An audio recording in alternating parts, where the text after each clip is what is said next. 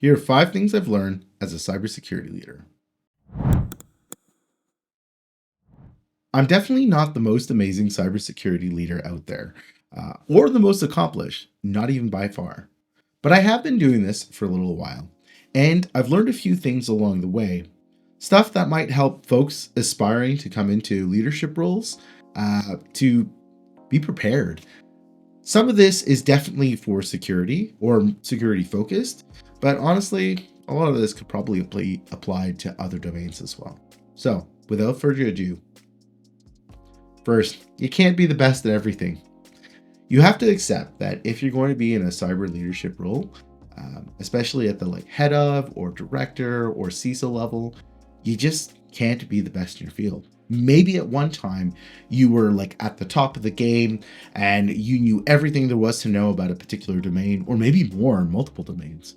But if you're going to be a leader, you just can't be at that game anymore. And the main reason is you want to cultivate people who are better than you in diverse fields. You want to hire people who are smarter than you. Because that is the way that you could grow as a leadership. You should look to lead a team of people who can accomplish more than you or anyone else could ever on their own. And that means accepting that you may not be the best. Second, never stop learning, never rest. If you want to be a good cybersecurity leader, you need to do your best to understand all of the cyber functions. And I would say that as much as you can, you should try to push yourself to be a domain expert. Now, this sounds pretty contradictory to what I just said about the fact that you can't be the best. And that is true. So don't expect to be the best, but you got to push yourself. The main reason for this is that if you want to lead an effective function, if you want to place a strategy that is around all of cybersecurity and for your organization, you need to understand at a good level what all of those functions are, what all of those domains and all of the specifics are. If you want to hire a good team, a team that you can value, a team that feels that you value them, then you need to understand what they do, what their jobs are. And going back to the strategy, you need to be able to put that into the wider context and make decisions about it. And if you don't have enough domain knowledge about a specific area, it becomes harder and harder to do that. So keeping up is quite important. This also applies to the rest of the organization as well. You need to understand the context of the organization and to some degree, try to be an expert on what the organization is doing, whether that's a product or a service or something else. This leads me to the third thing. Stop being just a security person. Look, if you're brought into a business as a CISO, a head of security, or some other security leader, your job is to drive solutions for the organization from your domain, so security. But obviously this applies to other areas as well. The implication here is that you need to understand the organization's needs, and you need to understand what their problems are, not just inside security, but outside of security. And you need to do that because if you want to do security effectively, you're doing it for the organization. You're not just doing it for security's sake. To some degree, the bottom line of an organization is the most important thing. Whether that is revenue, whether that is retention, whether that is profit targets, whatever, this thing is what's driving the business. And you need to understand how they get to that target. What is it that this business or this organization is offering to get there? And then how do you support and secure that, right? This also means trying to add value to the organization, right? You're not there to just mitigate the risks, but to help them become better and to hopefully sell their business, sell their organization. So learn to be part of the team, the greater team, and not just, the owner of a security dominion, because that will always offer diminishing returns. This leads me to a bit of a bonus thing. The bonus thing is, this is painful to say, but most businesses, most organizations don't intrinsically care about security. You have to accept that. Security is a byproduct of how things work, right? It's a risk mitigation that we all have to do. But if there wasn't cyber attacks, and if the world wasn't so volatile, then we wouldn't need as much security. But that's not the world we live in. So we do need security and we do need experts. But it's not as intrinsically valued as maybe, let's say, privacy or some other things, right? And you have to accept that. People aren't doing security for security's sake for the most part. Most organizations are doing security because they need to. And of course, while there can be upsells for that, and while there's some organizations that are way more invested in security and want to be really positive about it, I think it is easier to accept that that's not really at the heart of what most organizations want or what they're thinking of. Fourth, be pragmatic. Rome wasn't built in a day, and security maturity is the same. It's very incremental.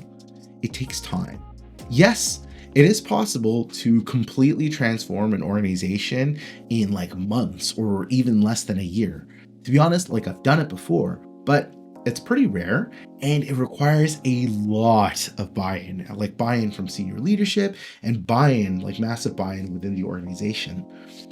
Often though, you need to build that maturity, build up that security brick by brick, so to speak. And that takes time. It also means balancing being a teacher of good security practice, an identifier of bad security practice, and more importantly, a celebrator of when things are going well, a celebrator of security improvement, no matter how minor. I once worked with a guy named Grant Farquhar, and in his wisdom, he told me it doesn't need to be perfect. It just needs to be better than it was. This sage piece of advice allowed me to be so much less ardent about the security requirements that I had on various projects or frankly various organizations, because I started seeing things as, well, we are improving and we're moving to somewhere better. That also in turn allowed me to create better relationships, because people felt that I was coming along with them on their journey to being more secure. They didn't feel like I was just creating more and more lines or more yardsticks that they had to like pass. They felt like they could collaborate, and that is an important thing, because then when it did come to, we have a security problem, or when it came to they needed to make an improvement, they knew that there would be some pragmatic knowledge about that. We weren't trying to secure everything, trying to make it better, and we're trying to secure the important things. So, I think that's a big part of your job, and being pragmatic means you're being practical and you're being human about it. So drive towards improvement, don't try to make everything perfect. Fifth is to be challenged. Be challenged and learn to be wrong. Sometimes, as a subject matter expert in a business, it can be difficult. It can be difficult when people don't trust your opinion, or when people challenge that opinion, probably more importantly, especially when you know that you're right about something. However, I found that time and time again, being challenged has been the best way to grow. Now, often I found that when I'm open to being challenged, I find that I was just wrong, maybe because I didn't understand the context of the organization or the context of the problem. And sometimes I was just wrong because I wasn't going in the same direction that organizationally things were going. It doesn't mean I was always technically wrong about whatever I was trying to implement, but perhaps I was wrong in that context. Maybe it just didn't work, right? This might be a leadership style choice from me, because sometimes, it's hard to get questions. And frankly, if you're in a really top-down directive organization, you may not like that. You may not want it to be like that. I have spent more time working outside of those organizations, or in organizations that have a mix. In my style, or for me, it has really worked. And I think the main reason it works is that when you are ready to be challenged, people see that. And if you're ready to be challenged in front of hundreds or thousands of people, like I have definitely been at times, very publicly, then the net output is that other people will start to see that you are willing to be challenged. And what that says to them internally is that, okay, but he's willing to prove why he's right, or he's willing to prove his reasoning or his rationale or his deduction. That makes people trust you quite a bit more, because they are much less likely to suspect or think, oh, there's BS coming out of that person. If you are unwilling to be challenged about something, then you will just do whatever you want to do, whether you're right or wrong. And you're not, at least the perception does not look like you're willing to challenge that. You're willing to, accept that you might be wrong. So the trust that people will have in you is much less. That's not how I operate. And so having that vulnerability, being willing to be challenged, I think actually really drives a trust. And perhaps that's the most important thing. So those are the 5 things that I've learned about being a cybersecurity leader.